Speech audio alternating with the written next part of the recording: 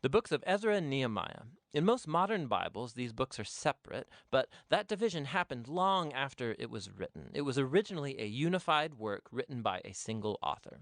The story is set after the Babylonians destroyed Jerusalem and its temple and took many of the people into exile. And this book picks up about 50 years later and tells the return of some Israelites to Jerusalem and then what happened when they rebuilt the city and their lives there. Specifically, the book focuses on three key leaders who led the rebuilding efforts. You have Zerubbabel, then Ezra, and then Nehemiah. And the book's design focuses on the efforts of each leader. Zerubbabel leads a large group of people back to Jerusalem to rebuild the temple. Then about 60 years later, Ezra arrives in Jerusalem to teach the Torah and rebuild the community. And then he's followed by Nehemiah, who leads the rebuilding of Jerusalem's walls. And these three stories are designed to be parallel. Each begins with the king of Persia, prompted by God to send the leader to Jerusalem, and he offers resources and support.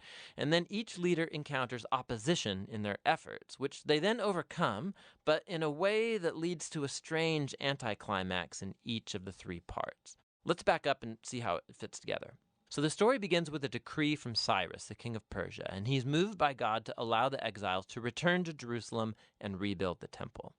And the author says this fulfills a promise made by the prophet Jeremiah that the exiles would one day return to Jerusalem. Now, this fulfillment should trigger our hopes in the many other prophetic promises that exile was not the end of the story.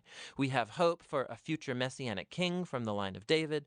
We have hope for a rebuilt temple where God's presence will dwell with his people. Hope for God's kingdom to come over all the nations and bring his blessing, just like he promised to Abraham. And so it's with all these hopes in mind that we read on into the story of Zerubbabel.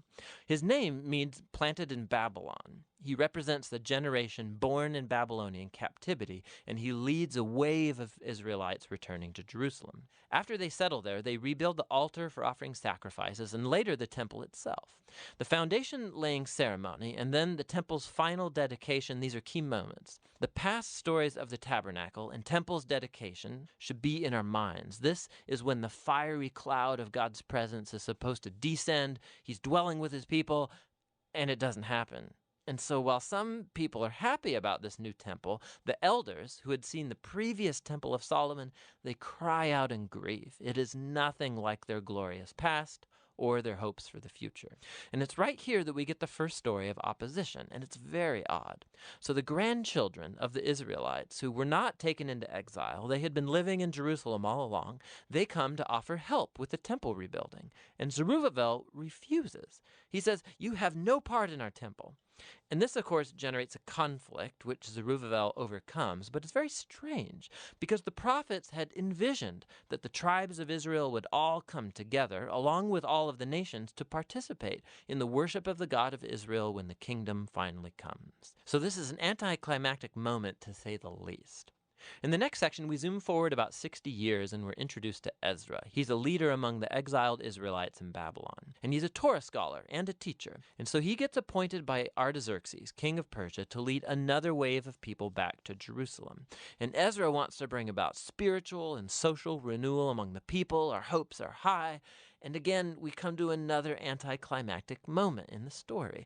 Ezra learns that many of the exiled Israelites that had come back, they had married non-exiles who had been living around Jerusalem. Some of them were non-Israelites, and almost certainly some of them were. Ezra then appeals to the commands of the Torah, that Israel was supposed to be holy and separate from the ancient Canaanites. And he then says that the people living around Jerusalem are like the Canaanites. They're going to corrupt the exiles. So Ezra offers a prayer of repentance, and it's very heartfelt. But then he rallies all the leaders and enacts this divorce decree that says all these marriages should be annulled, the women and children sent away. And then the decree is only partially carried out. We're given a list of some of the men who divorced their wives.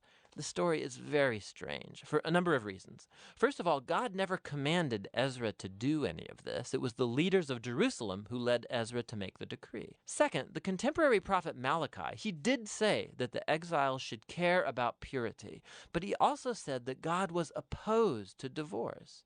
And so the mixed results of the decree, this all fits into this pattern of a strange concluding anticlimax. Which leads us to the next section about Nehemiah.